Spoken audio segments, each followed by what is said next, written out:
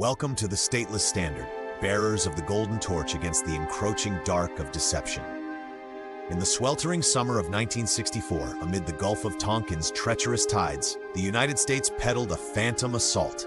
Not a false flag, nor a provoked skirmish, but a brazen invention spun from radar ghosts and political avarice. This spectral attack on American warships birthed the Gulf of Tonkin Resolution, plunging a nation into Vietnam's abyss. Over 58,000 U.S. dead, 3 million Vietnamese souls extinguished, and Southeast Asia scarred for generations. Educational? We shall catalog the chronicle. Enlightening? If it doesn't curdle your faith in officialdom, nothing will. One might cynically observe, empires don't stumble into quagmires, they fabricate the footholds. To navigate this nautical nightmare, chart the coordinates of August 1964. The USS Maddox, a battle-hardened destroyer, ghosts through the Gulf's gray expanse. International waters 12 miles off North Vietnam's jagged coast, sandwiched between Hanoi and China's watchful Hainan.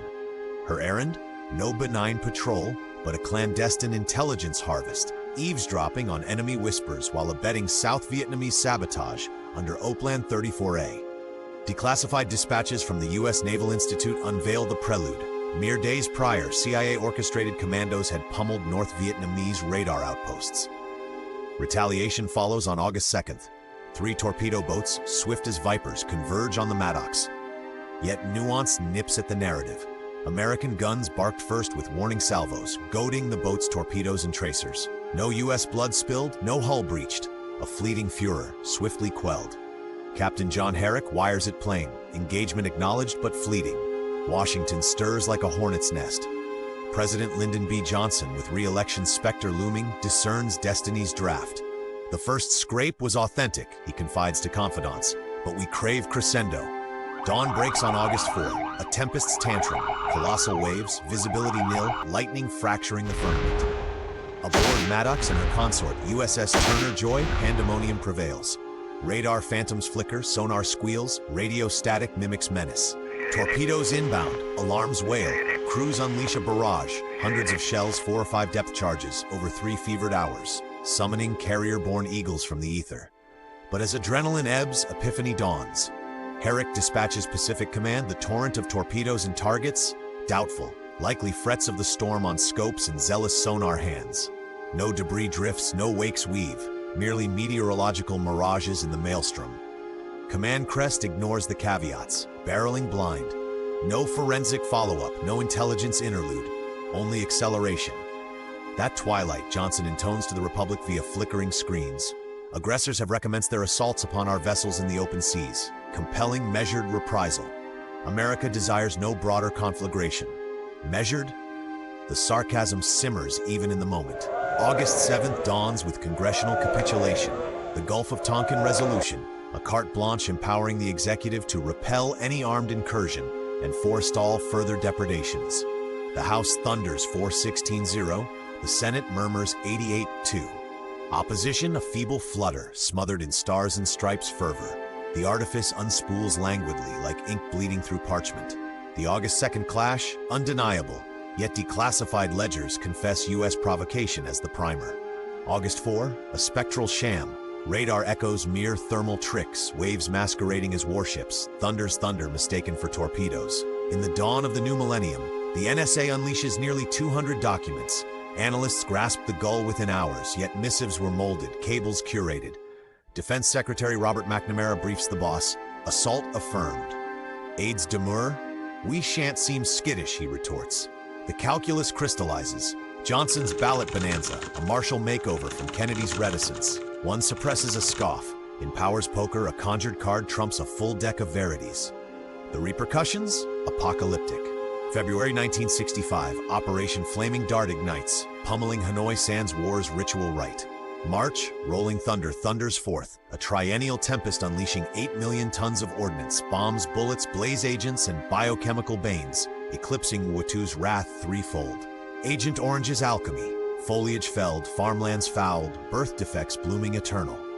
That vernal month, the inaugural infantryman treads Vietnamese turf, though beret advisors had insinuated since '61. April, 25,000 youths, barely bearded, wade the wetlands. Yuletide yields 200,000. a human harvest for the grinder. The ledger of loss? America's 58,220 names chiseled in obsidian obelisk. Vietnam's triad of millions, civilian and combatant, bloating the bayous from delta to demilitarized line. Laos and Cambodia, unintended infernos, clandestine carpetings, cluster curses lingering like lottery landmines. The resolution? A surrogate sovereign sidestepping constitutional consecration, archetype for Iraq's illusions, Afghanistan's echoes. As a leaked memorandum mocks, the apparition supplied the spark. Spark? Nay, a supernova scorching souls. And here's the detail they never teach in high school history class. The man who commanded the U.S. naval forces in the Gulf of Tonkin on the exact night of the fabricated second attack was Rear Admiral George Stephen Morrison. Yes, the father of Jim Morrison, lead singer of The Doors. While Captain Herrick was frantically cabling no attack occurred, Admiral Morrison was the on-scene commander of Task Force 77, the carrier group that launched the retaliatory strikes. He personally relayed the false reports up the chain to Pacific Command and the Pentagon.